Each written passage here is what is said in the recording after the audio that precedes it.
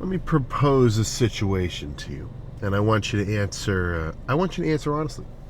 All right, let's be real. So you're. I was about to say Joe Schmo. No. You're Joe Cool. You're Joe Cool at whatever industry you're most interested in, and you got two. You're so high level. You're at the point where you're taking interviews. Your talent acquisition and what you say goes. So two guys roll up, dressed the same, to par, whatever thing you're imagining, right? If it's some kind of business, whatever, they got suits on. If it's like a fitness trainer type thing, then they're wearing regular sweats and like a tank or something, right? And you're asking them questions. How are they doing? They're not clamoring up. They're still being casual. They're not they don't have to feel like they're on. They're both pretty relaxed. They got good answers. You're asking them about turnover and like retention rate of your client, just whatever, and they're like, all the answers are the same. The only difference is guy number one, he's got some meat on his frame. Guy number two, a little bit less so, right? Guy number one, a little bit more muscularly developed, just a little bigger, right? Just got a little more beef on him. And I'm not. I would almost say this with basically certainty. Statistics would show that guy will perform better, will get more turnouts. Not that I'm saying it's like 100%. I'm saying like minor statistical change, but it kind of speaks, because it just walking around with a little bit of beef on your frame, at least to the point where you're in shape. And I'm not talking about 280. I'm not talking about being a freaking muscular monolith where you're obviously like your whole life is the gym. That's not what I'm saying here. I'm saying even just being a lean 190, right? Being a lean 180, whatever. Like just you're in shape. That's going to help, right? That's going to teeter the scales in your favor. So apart from all the, the classic sort of wholesome benefits of the working out, regular ass physical activity, you get to be around a bunch of guys who are all doing the same thing. You probably end up being buddies with them, as well as just the fact that it's, probably, not even probably, it just is pretty damn good for your mind to, move around and break a sweat and everything. So what I'm trying to get at is all that, that's playing in working out's favor. But don't forget, just walking around, I mean, I don't want this to seem like I'm trying to dog on anybody who's not into it, but I mean, if you're walking around reasonably fit, I think you're going to have a better time. I think you're going to have a better time overall with whatever thing you might be interested in. So just keep that in mind, right? And that's only slightly from experience for me, but I mean, it's I'm sure a good chunk of you guys would agree. So plan for today, actually very much so matching that sort of situation. What muscles are going to be shown the most? I'm talking arms. I'm talking bis, tris, and forearms. So if you're walking around with some pythons hanging off your shoulders, people are going to know it. People are going to freaking see that. So what's my plan for today? Go nuts. Go nuts. Push downs, curls, and everything in between. Not sure where I want to go though. Do I want to go to Sulik HQ or somewhere else? Give me a minute to decide.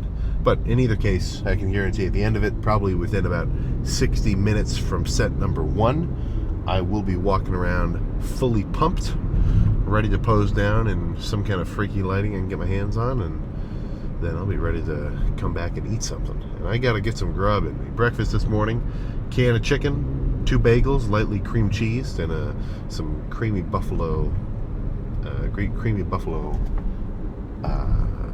sweet baby Ray's sauce on the canned chicken. Now I'm telling you this, don't knock it till you try it. How about that? Don't freaking knock it till you try it. That'll be my ender for this little pre-gym hype up talk. So let's get in there, pump these freaking things up. All right, time to branch out. Get back to the YM freaking CA. So let's start triceps with some cross body cable extensions. And at its core, this is a freaking rope, right? Because with a rope, you're pulling both down and out So if I grab each cable like this, it's the same thing. It's a little different, of course, but similar enough that it kind of gets the same job done. So no need to go too heavy. I might go just a touch heavier with 30 pounds on each side. But this set is going to be about the burn, right? The freaking burn. We all hear it said, but what do I mean? I want each set at the bottom to feel like I'm going to rip my tricep off the bone because of how hard I'm trying to flex and hyper extend my freaking arm like I'm from The Exorcist. But let's make it happen. All right.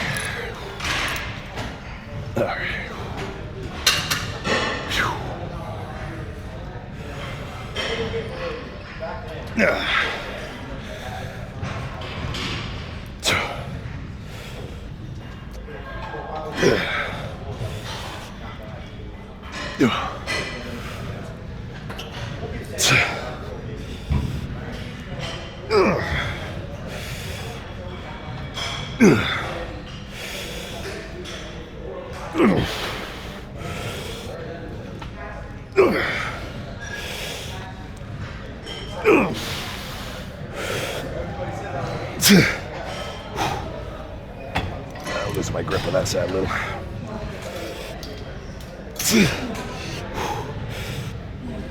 Okay.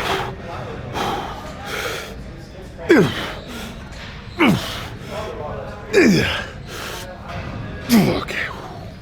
Oh my goodness, all right. One more, then move on to something else. Might do a two set per movement approach for today. A little heavier for this one, but not so much so. I don't want to lose my ability to really squeeze at the bottom. Now, some of the sets later might be a little more pumpish, but for this one, I really want to kind of, focus and hold it.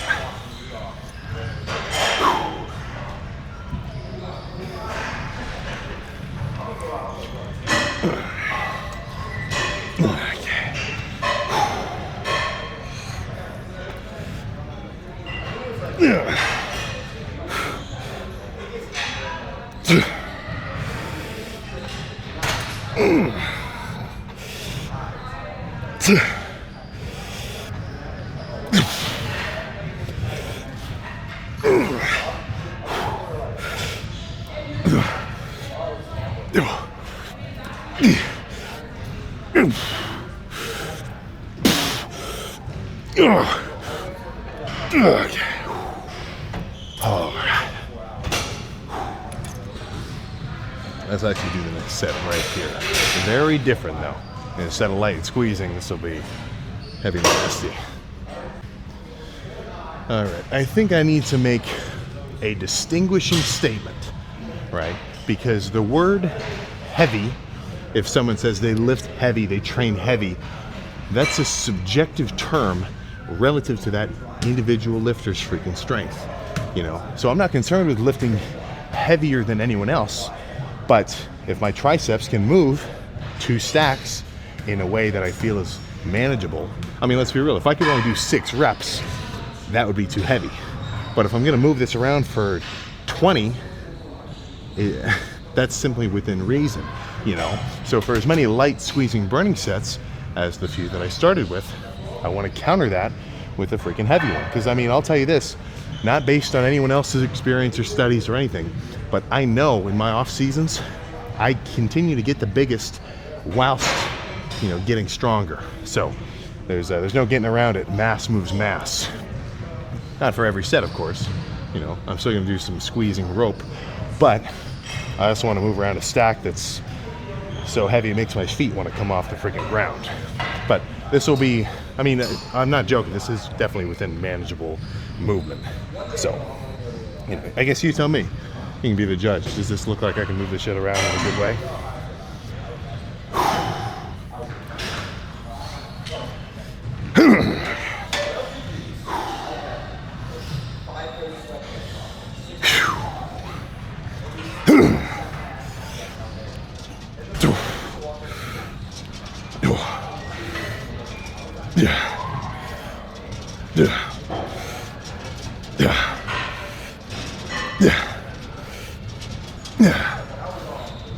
Yeah.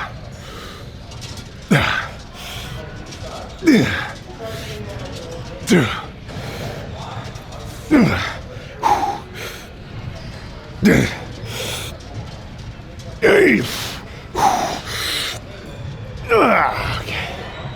Ooh, guys. Ooh. A few more like that. That was very good.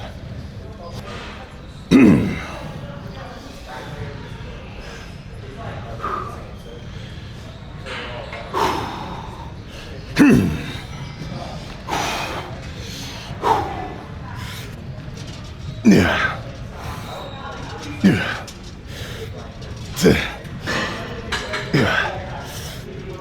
Yeah.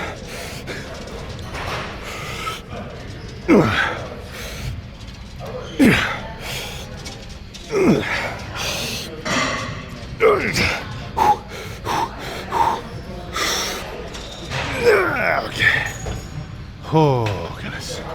Yeah, one more. And this is one part of my training which I feel like has actually improved very much. And go back 2 years ago and look up like an arm day earlier in my whatever, back in like 2023. You know, I might do a heavy set just like this, but instead of coming up all the way to a full stretch, I'm only going like down here. This is my bar. Train like a total chump. But one more, and then move on to something else. Yeah. Yeah. Yeah. Yeah. Ah. Yeah. Yeah.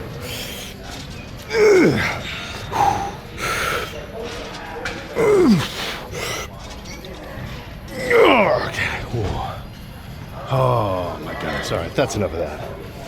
Those were good, but let's do I don't know, let's do dips or something. So it's gonna go heavy like that, within reason, of course. I might just do the one.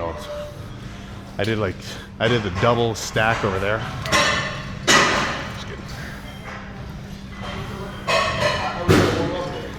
What? I was gonna warm up a bit. Yeah, for real. Yeah, that's good. I'm gonna go get it. Yeah. It's not that big. So I can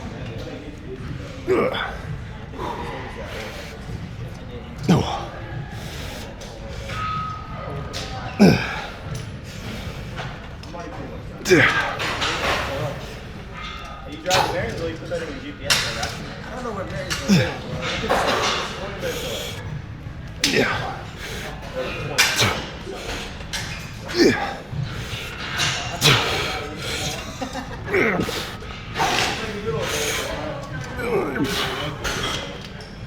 Okay. That's enough. Let's start curling. Typically, I save this for later, but I want to change it up. So let's start with the bicep bias pull downs. So these are going to be, I mean, honestly, I'm doing the exact same style as with those cable extensions for triceps. Squeeze on the bottom, long stretch, and just repeat until failure. And even though I'm doing the stack, it's not like, you're very strong at this movement. I think you could do the stack here. The more important part is just really trying to squeeze your biceps and make sure your lats and your forearms stay totally out of it. That's the real tricky part here. There we go.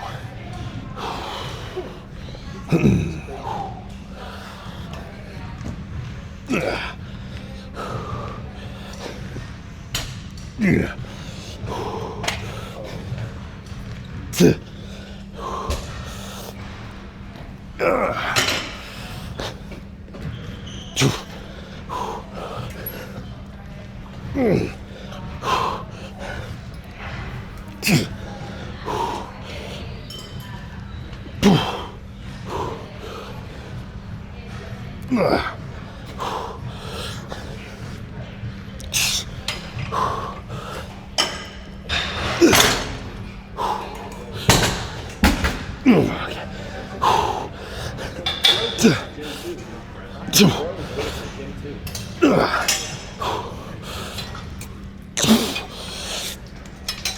Okay. Oh, I started to use some lats at the end of there. One more. And then I'll move on to some preachers, I think.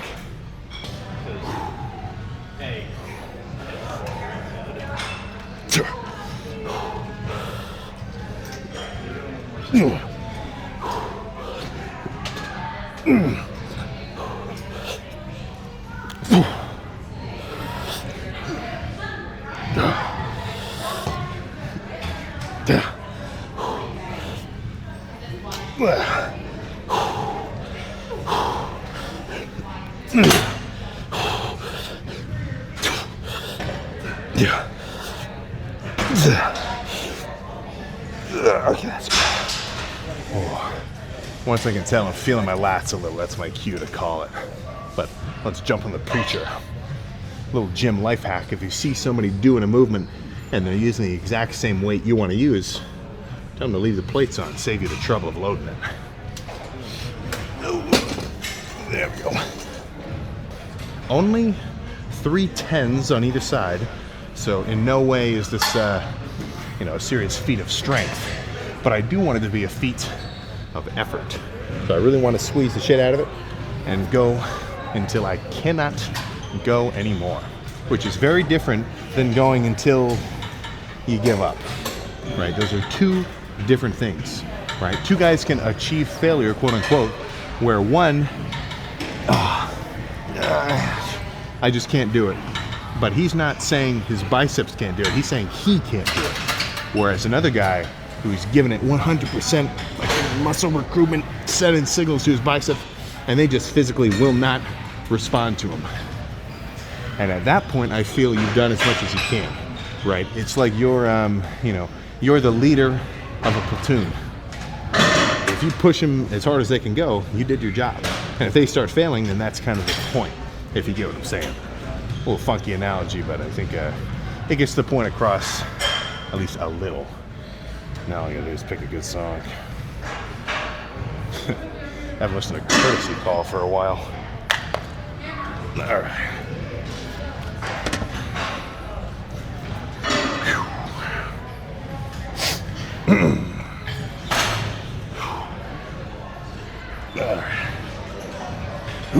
Okay.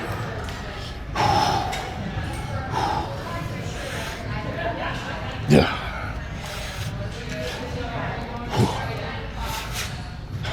Yeah. So.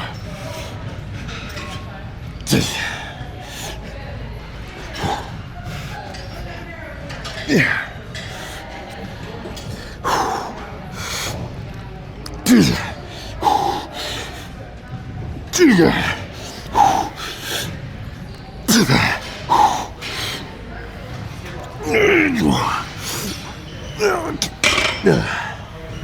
Oh, goodness. One more. Yeesh. Yeah.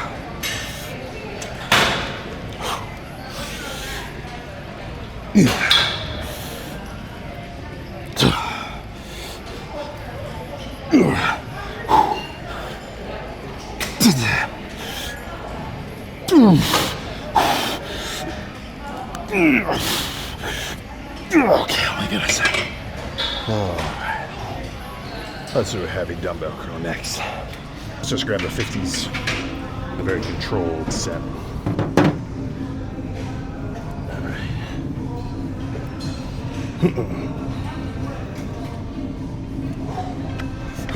Oh goodness.